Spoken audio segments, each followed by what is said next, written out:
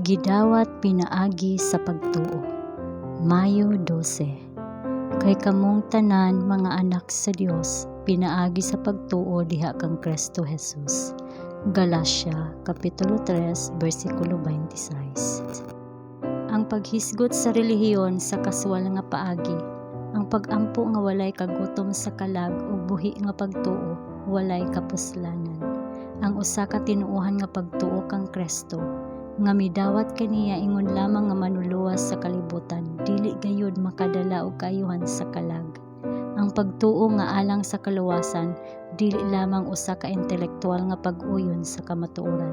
Siya nga naghulat sa tibuok nga kahibalo, sa dili pa siya mogamit og pagtuo, dili makadawat og panalangin gikan sa Dios. Dili igo ang pagtuo bahin kang Kristo. Kita kinahanglan nga mosalig kaniya. Ang bugtong pagtuo nga makahatag og kaayuhan kanato, mao kadtong nagkakos kaniya ingon nga usa ka personal nga manluluwas nga mohaom sa iyang mga merito sa atong kaugalingon. Daghan ang nagkupot sa pagtuo ingong opinyon. Ang makaluwas nga pagtuo may usa ka transaksyon diin kadtong midawat kang Kristo, nakighiusa sa ilang kaugalingon diha sa pakigsaad nga relasyon uban sa Dios. Ang tinuod nga pagtuo mao ang kinabuhi. Ang usa ka buhi nga pagtuo nagpasabot sa pagdugang sa kusog, usa ka pagsalig nga pagsalig, diin ang kalag mahimo nga usa ka makadaog nga gahom. Ang tinuod nga pagtuo mao ang nagdawat kang Kristo isip usa ka personal nga manluluwas. Gihatag sa Dios ang iyang bugtong nga anak aron ako pinaagi sa pagsalig kaniya, dili mawala kun dili makabaton og kinabuhing dayon. Juan kapitulo 3 bersikulo 16.